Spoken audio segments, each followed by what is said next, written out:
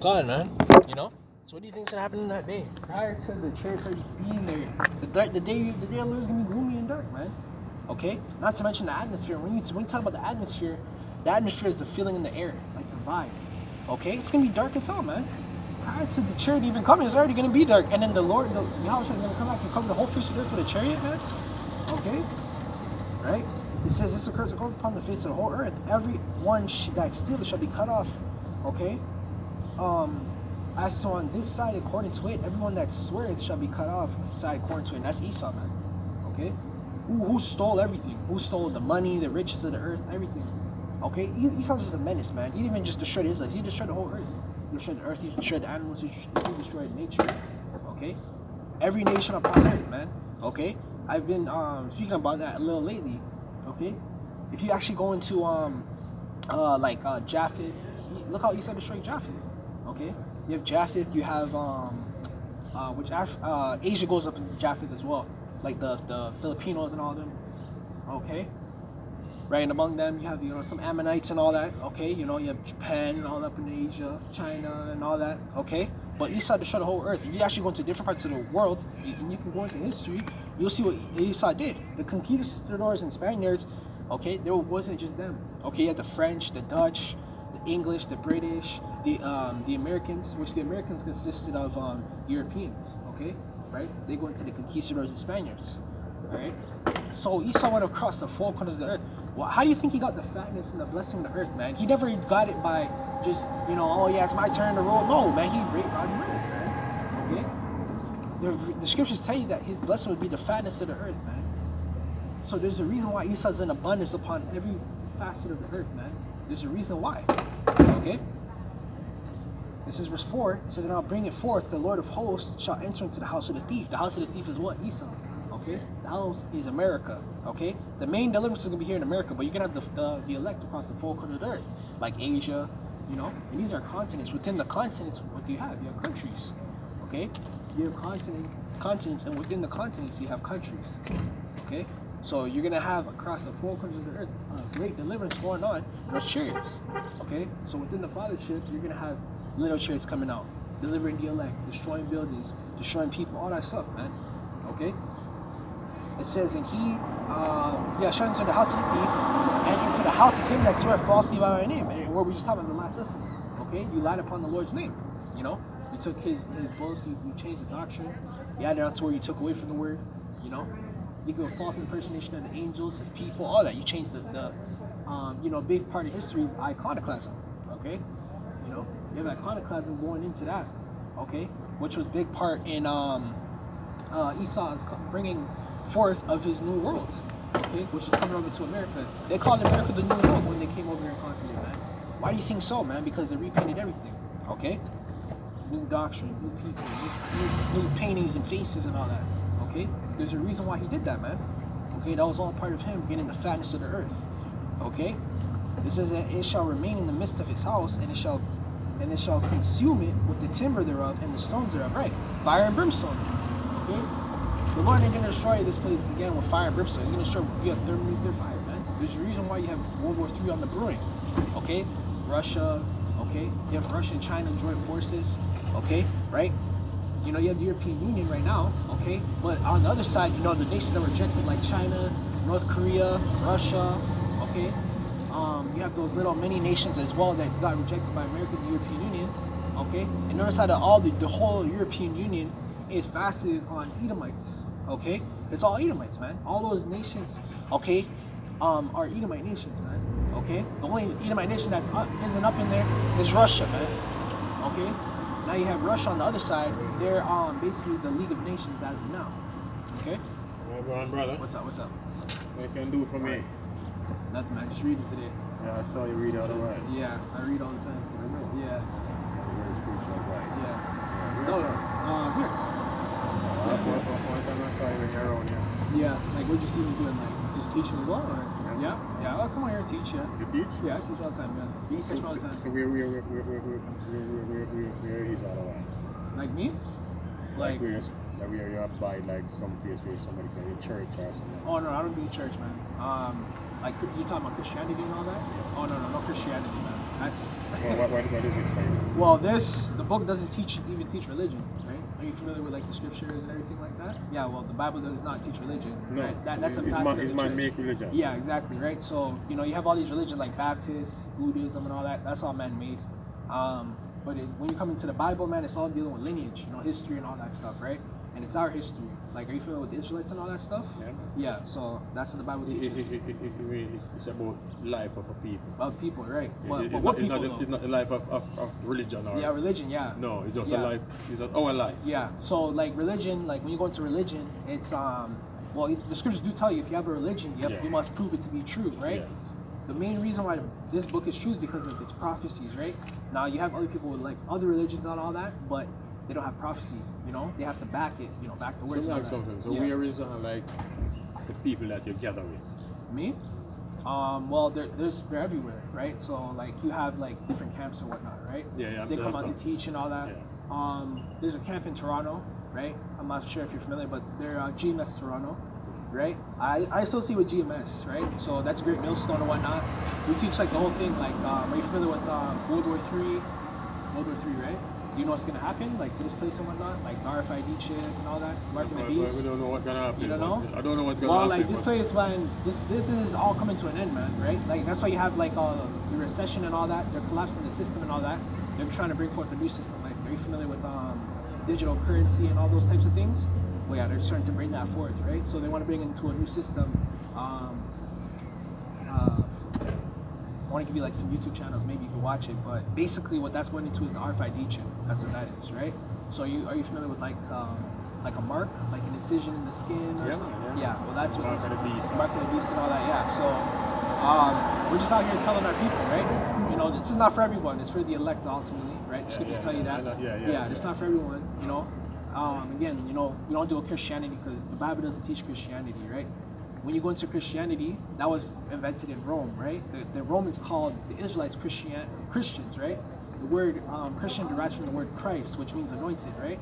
So the Christians were the anointed ones, were ultimately the Israelites, right? So that's our people, right? So what the Romans and the heathen, they take away that name for us and keep it for themselves. Yeah, well, but they're not living the life. Yeah, exactly, right? So you have you know the word Hellenist, right? Yeah. Yeah. So the Hellenist was basically a period in time where we were removed from our customs, right?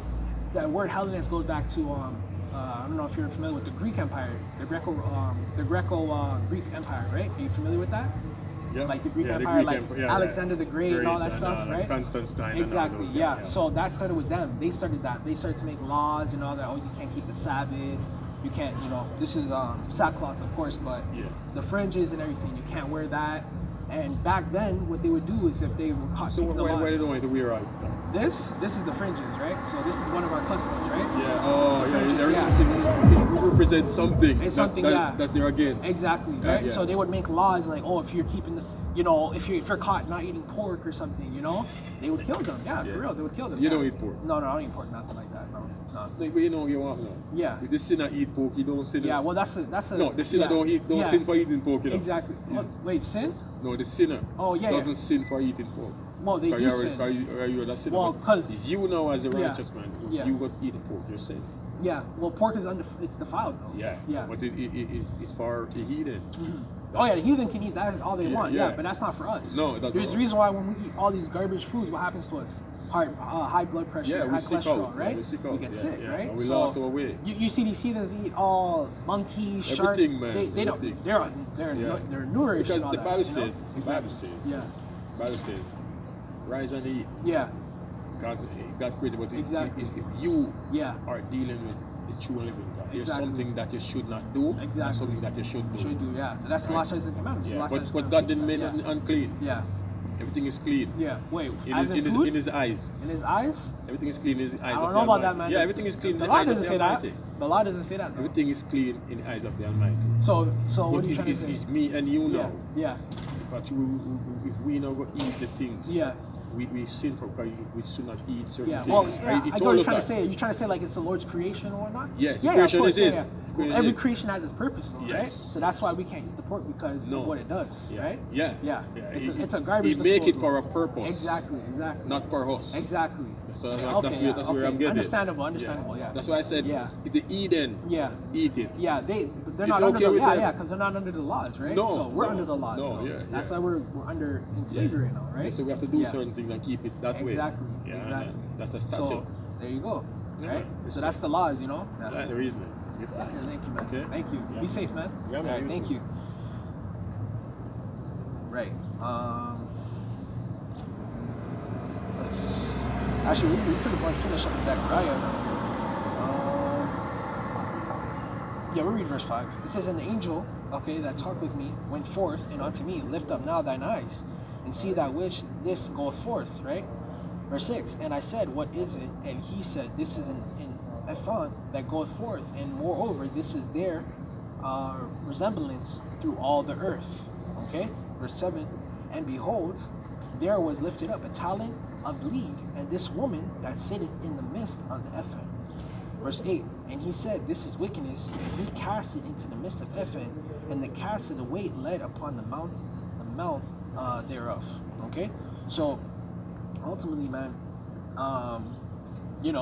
the chariots are going to be contributing in the destruction of this place, man. Okay? Right? So you're going to have, what is it called? Ultimately leading up to World War III, which is going to be the end-all be-all, man. World War III is going to be the end-all be-all. Okay? There's a reason why you have so much rumors of war. Okay? And how we were speaking of it, how it was through the economics, man. Okay? That's how you start a war, man. When you start to mess with countries' money, their system, because that's ultimately going to bankrupt the country and put them in a dire need. They don't want to lean on another nation. They don't have to call upon another nation to build this and we need a loan and all that, right? So ultimately, what's going to happen is World War III. Okay, that's ultimately what's going to come down to. Okay, we're going to go into actually I have more stuff on my phone. Okay, yeah, man, this place is ultimately going to be destroyed, man. These people think this is gonna go along forever, man. Okay? No nation, no place, no rulership has ever lasted long. Not even ours, right? You had King David, you had King Solomon, you had all that, man. Not even they ruled forever. Where were we? Right, 2 Kings chapter 2 verse 4. Okay, so not even they ruled forever, man. All right, King David, King Solomon, they never ruled forever as well. Okay, ultimately, we gotta be one with our power, man. That's how we're gonna be able to rule forever. Okay, an everlasting rulership. Okay, we're gonna be able to rule forever now in this flesh. Okay, it's corruptible, man. So this is 2 Kings chapter 2 verse 4. All right. And I didn't forget about the lesson about the curses, man. We're going to get into that too, okay? We're going to do a sit-down on that, okay? This is, Slaki. It's 2 Kings. See, Jake knows they're Jake, man. Right? Jake, man. At the end of the day, man, our blood is off our hands, man. We come out here, we teach, man. You know all about it. This is the book of 2 Kings, chapter 2, verse 4. It says, "And Elijah said unto Elisha, Tarry here, I pray thee, for the Lord has sent me to Jericho. And he said, As the Lord liveth, as the soul liveth, I will not leave thee. So they came to Jericho. And the sons of the..." Oh wait, Slaki, are we in the right one? Slaki, I just want to make sure I'm in the right one. I'm going to be reading off the wrong one.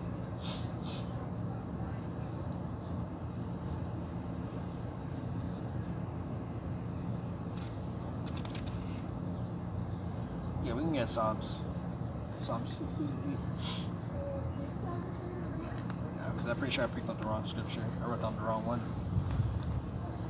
So this is Psalms chapter 68 and verse 8. Alright?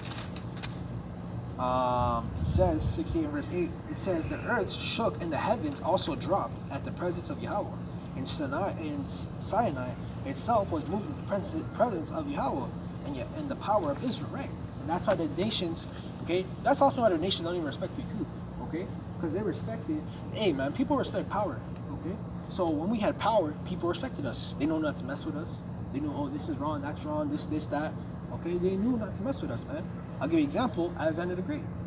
Okay, it was after he died. That's when anarchy and all that, because he respected us, man.